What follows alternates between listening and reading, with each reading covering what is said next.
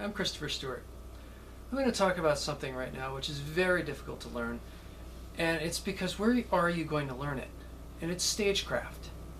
Stagecraft is a very difficult concept. It's very hard to learn because it's from the past and it's not really seen in modern theater. Okay?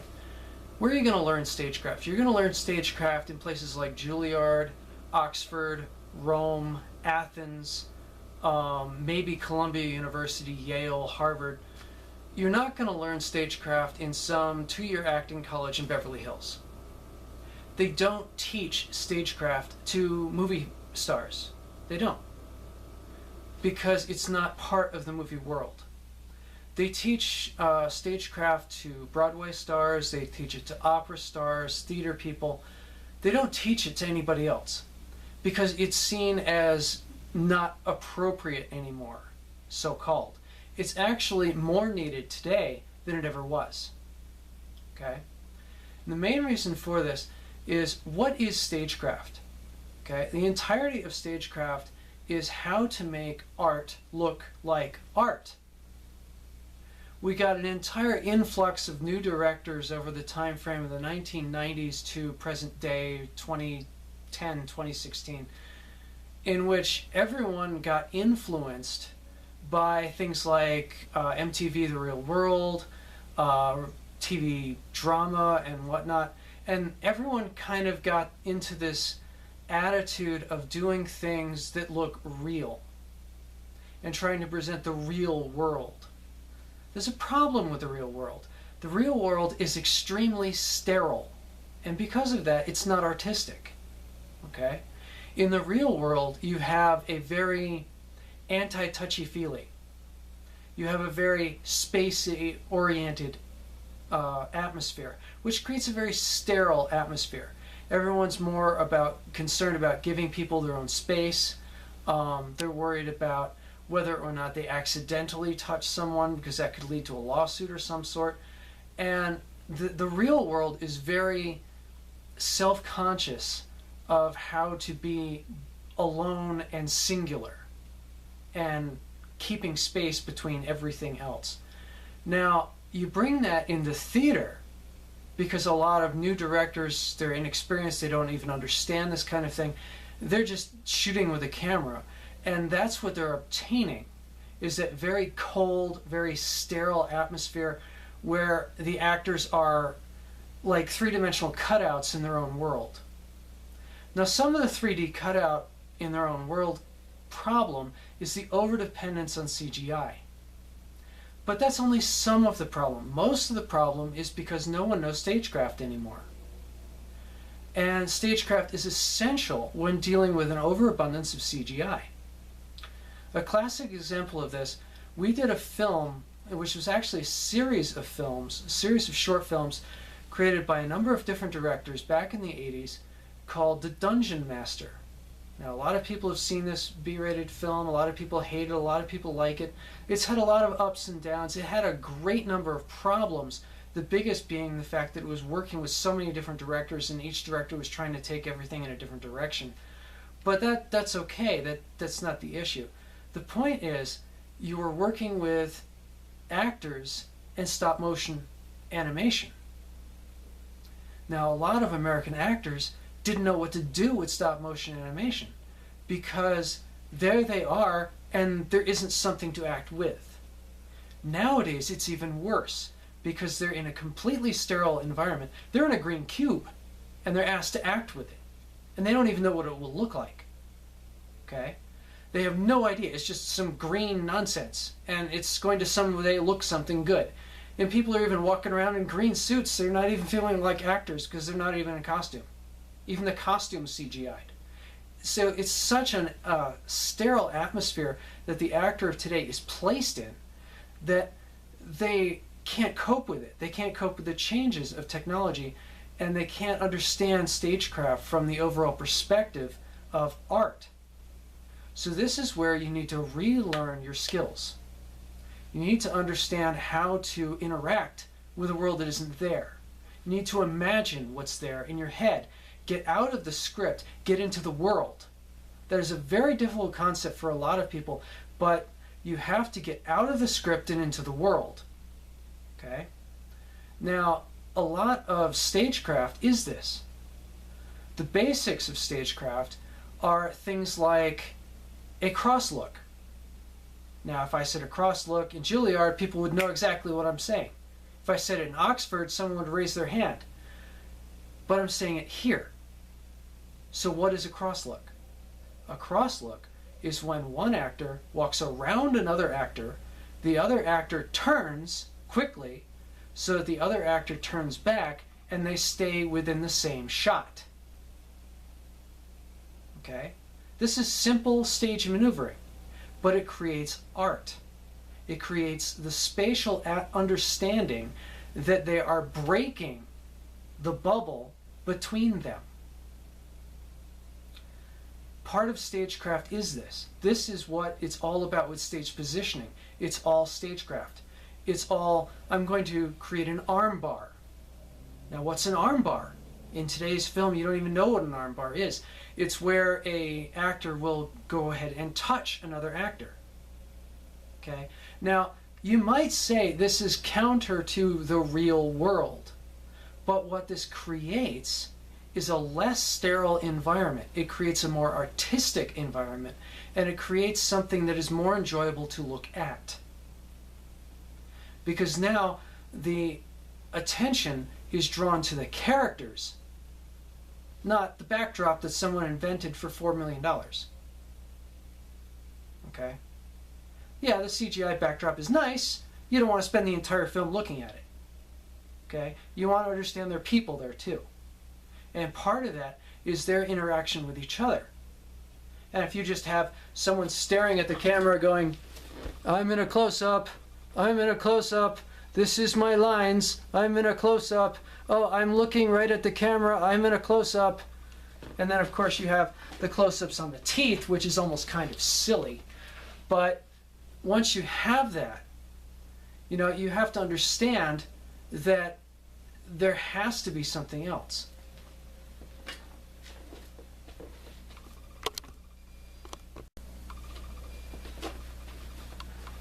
Sorry, it looks like my camera ran out of focus there real quick. You know, I mean, I'm doing this quick. I only have so much in the way of technology myself. So I'm just going to try and piece this together, and hopefully you'll be fine with it. But, you know, what I'm saying is with stagecraft, you have to understand that you have to interact with each other as well as your world. Okay? You know, I mean, what are you going to do if you're walking into a green room? Okay? A lot of actors don't know. What would I do if I'm walking into a green room? Well, the first thing I'd ask is, hey, director, what's supposed to be on this wall? Well, it's not designed yet, I'm not sure. Is there a picture on the wall? Is it a window? Is there something I can look at? Or am I supposed to understand that I'm not supposed to look at it because it's a demon? What is it? And then get an answer from them. And then I can create an idea in my head of how to interact with an imaginary nothing. Even if I'm not supposed to interact with it. Okay? I'll just sit there and go, oh, there's a big thing over there. I'm not supposed to look over my shoulder. Don't look over the shoulder. Okay? You know, I mean, it's horror. You know, who cares?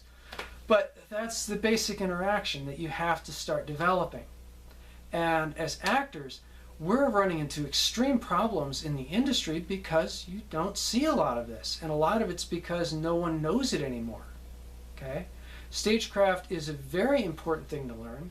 It's very difficult to find because you have to look in old films and you have to study old films, or you have to study films like some of the work I did overseas in foreign countries where it's more obvious, where people are using it more, where you're looking more at classical acting instead of Rorschach acting all the time.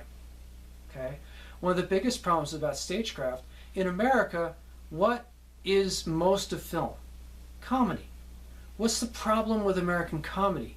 No one's interacting with each other. Okay? You get a fast-paced action movie in America. Nobody's interacting with each other. Okay? Because the director wanted to do a car chase, so he's shooting from the opposite angle so that the only thing you're seeing is the side of the actor, and the actor can't interact with anything else. You know, you get into problems with that with theater, but you have to try and go above that if you want to improve. Now, I am going to show you a piece that is probably one of the best possible scenes I ever had the pleasure of working in. It didn't get an award, the movie didn't get awards, none of us got awards, but it illustrates perfectly a great deal of stagecraft. You have to understand, this scene was built by four completely supportive actors. Okay? We made careers on being supporting characters. Now there are 4 of us in the same room, and we are building supports. It is probably the first time in theater history where you are actually seeing an effective creation of the most impossible scene ever created. A quadruple arm bar. This is a lattice work. This is a complete structure. This is 4 actors creating a pyramid with a top. It's probably the most artistic thing you will ever learn from. And I would love any actor seeing this series to sit there and really take it apart and learn from it, because you can learn so much from it. And I'm only one piece. Okay? And of course the star of this is Vincent Price. Now, Vincent had the hardest possible position, because he didn't just have to support us. We have to support him in a non-support. You're sitting there going, you're babbling. No, I'm not. Okay? I'm giving you terms. You have to understand what this is actually creating. In the scene, we are calling him insane. While we are telling him he is insane, he has to say he is not, yet act like he is, yet demand that he is not, yet act like he is, yet act like he is not, yet act like he is. It is probably the hardest possible construct. It took us so many takes, but the final take is absolutely worth the study. Now, watch this. This is from Roger Corman's The Pit and the Pendulum. Nicholas, now she haunts me because of the terrible thing I did to her. Mr. Barnard. What in the name of heaven?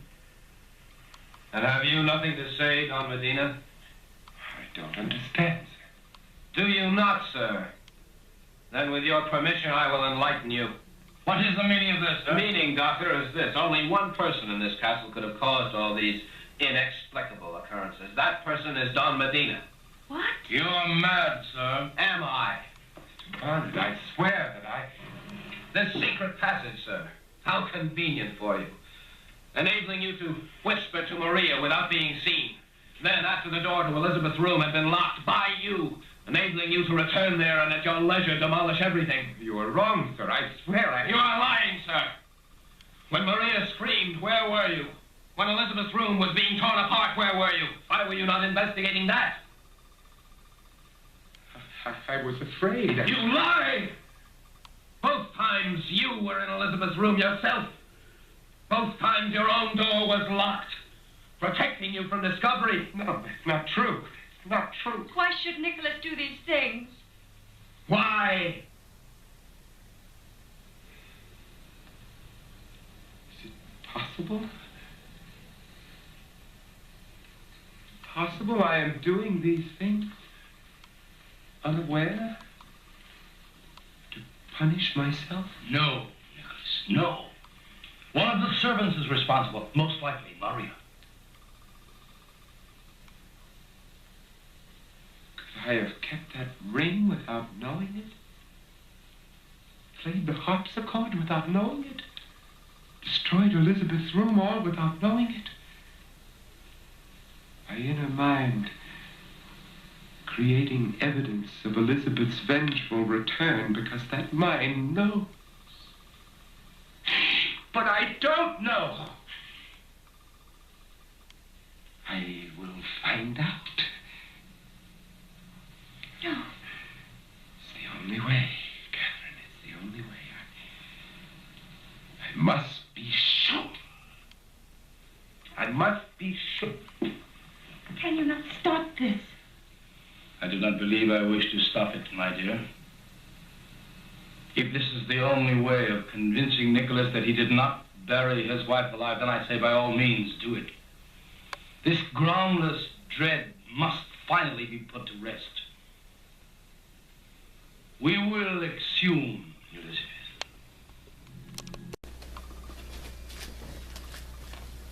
Now, you can look at me and say, well, I saw the triple arm bar. Where's the quadruple? The quadruple is more about his position in the background. What he is doing by standing there is actually creating the fourth bar. Okay? Stage position is a wonderful tool when you use it correctly.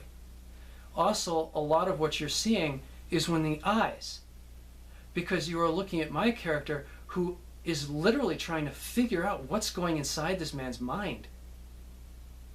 And by the same token, you have the doctor who's sitting there going, I have a secret, but I don't want anyone to know. And it's all done in third veil. So everybody is in character to such an extent that the only emotions you are seeing is the emotions of the character themselves. Okay? You're seeing me sitting there questioning Vincent. You're seeing Vincent completely in the character of, I'm insane, but I don't think I'm insane.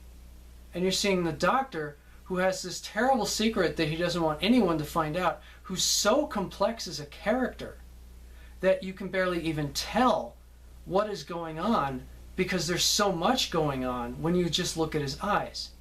Then you have her, the concerned sister, who's sitting there going, but he's innocent, but this, but that, and it's so completely supportive. And each person is building off of everybody else. Every single person is keying off of each other. And when they're not keying off each other, they're keying off the props. They're keying off the walls. They're keying off every single part of the scene. And they are drawing your attention to other parts of the scene simply by looking there. Simply by a shake of the head, a glance of the eyes. This is actual stagecraft. This is what has been missing in a lot of modern movies. And this is the thing that's very difficult to learn because no one teaches it. No one's going to explain this to you. You either know it or you don't in the industry. It's kind of a sink or swim kind of thing. So it's something that everyone should study, and if you have studied it, you should study it more, because you can always, always, always study more on stagecraft, no matter what.